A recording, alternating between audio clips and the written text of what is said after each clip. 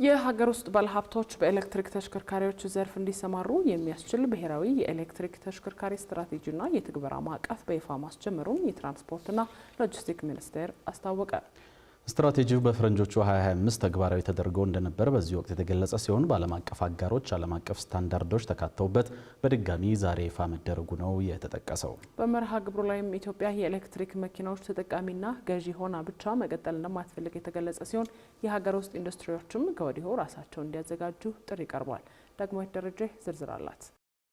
ኢትዮጵያ ወደ ዘላቂና አረንጓዴ የትራንስፖርት ስርዓት ለመሸጋገር ያላትን ቁርጠኝነት የሚያሳይ ብሔራዊ የኤሌክትሪክ ተሽከርካሪ ስትራቴጂና የትግበራ ማዕቀፍ በይፋ ማስጀመሩን የትራንስፖርትና ሎጂስቲክስ ሚኒስቴር አስታውቋል። ሚኒስቴር መስሪያ ቤቱ ስትራቴጂውን ይፋ ባደረገበት ወቅት የኤሌክትሪክ ተሽከርካሪ ልማት የካርቦን ልቀትንና በነዳጅ ላይ ያለውን ጥገኝነት ለመቀነስ የሚያግዝ ነው የተባለ ሲሆን ይህ ስትራቴጂክ እቅድ በሀገሪቱ ያለውን የኤሌክትሪክ ተሽከርካሪ እድገትን እንደሚያፋጥን የትራንስፖርትና ሎጂስቲክስ ሚኒስትሩ አለሙ ስሜ ገልጸዋል።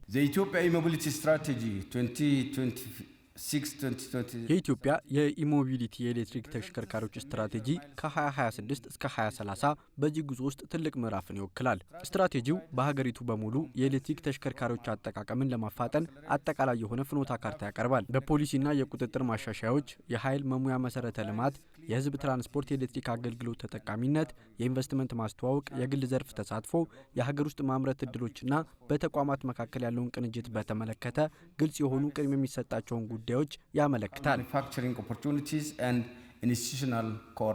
በዚህ ወቅት ንግግር ያደረጉት የኢንዱስትሪ ሚኒስትሩ መላኩ አለበል በበኩላቸው የኢትዮጵያ የኢንዱስትሪ ልማት ፖሊሲ የኤሌክትሪክ ተሽከርካሪ ስርዓትን እንደሚደግፍ ገልጸው በዓለም አቀፍ ደረጃ ተወዳዳሪ ለመሆን የሀገር ውስጥ ኢንዱስትሪዎች በስፋት ወደ ማምረት መግባት አለባቸው ብለዋል። For the Ministry of Industry, this strategy is a vital bridge between our manufacturing ambitions and ለኢንዱስትሪ ሚኒስቴር ይህ ስትራቴጂ በዘላቂ ኃይል ራስን መቻልና በማምረት የወደፊት እጣ ፈንታችንን መካከል ያለው ወሳኝ ድልድይ ነው። በዓለም አቀፍ ደረጃ ተወዳዳሪ ለመሆን የኢትዮጵያ ኢንዱስትሪዎች ጥራትን፣ ተወዳዳሪ ዋጋንና አስተማማኝ ሎጂስቲክን ማቅረብ አለባቸው። ለ10 ዓመታት ለነዳጅ የሚወጣ ከፍተኛ ወጪ እድገታችንን ገድቦት ቆይቷል። በሀገር ውስጥ ኃይል ወደሚቀንሰው የኤሌክትሪክ ትራንስፖርት መሸጋገር የንግድ ስራ የመስሪያ ወጪን በመዋቅራዊ ደረጃ ይቀንሳል። በተጨማሪም የዓለም ገበያዎች አሁን ላይ ጥብቅ የሆነ የካርቦን አካውንቲንግ እየጠየቁ ይገኛሉ።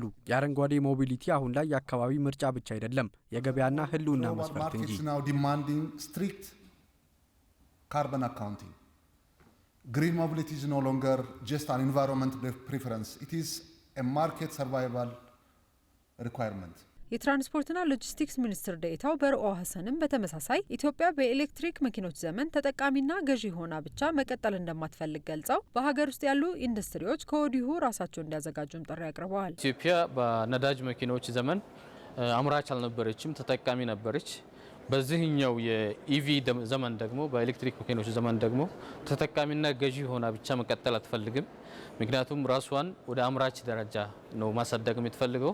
ለዛ ነው ኢንዱስትሪ ሚኒስቴር የስትራቴጂው የቴክኒካል ኮሚቴ መሪ ነው። የናሽናል ስትሪንግ ኮሚቴ ደግሞ የብሔራዊ ስትሪንግ ኮሚቴ ደግሞ ምክትል ሰብሳቢ ሆኖ የተቀመጠው ለዛ ነው ማለት ነው። ሀገራችን ላይ ያሉ ኢንዱስትሪዎች ከወዲሁ ራሳቸውን እንዲያዘጋጁና ወደ አምራችነት እንዲሸጋገሩ ኤሌክትሪክ መኪኖች ባትሪ ላይ ሊሆን ይችላል፣ ኃይል ማመያ ማሽኖች ሊሆኑ ይችላሉ፣ ፓርትስ ሊሆኑ ይችላሉ። የመኪኖች ወደ አምራችነት እንዲገቡ ይሄን ተልዕኮ ተቀብለው ወርዲ እየተረበረቡ ያሉበት ሂደት ነው ያለው። የተባበሩት መንግስታት የአፍሪካ ኢኮኖሚክስ ኮሚሽን የቴክኖሎጂ ፈጠራ ትስስርና መሰረተ ልማት ዳይሬክተር የሆኑት ሮበርት ሊሲንጌ በዚህ ወቅት እንደገለጹት ኢትዮጵያ በኤሌክትሪክ ተሽከርካሪዎች ትግበራ በአፍሪካ በቀዳሚነት ተቀምጣለች ብለዋል። በዓለም አቀፍ ደረጃና በአፍሪካ የኤሌክትሪክ ተሽከርካሪዎች አጠቃቀም እያደገ ሲሆን ኢትዮጵያም የዚህ አዝማሚያ ግንባር ቀደም ተሰላፊ ናት። የተባበሩት መንግስታት ድርጅት ጠቅላላ ጉባኤ ካወጀው የ2026 እስከ 2035 የዘላቂ ትራንስፖርት 10 ዓመታት ጋር የሚጣጣም በመሆኑ የአፍሪካ ኢኮኖሚክ ኮሚሽን የዚህ ሂደት አካል በመሆኑ ደስተኛ ነው።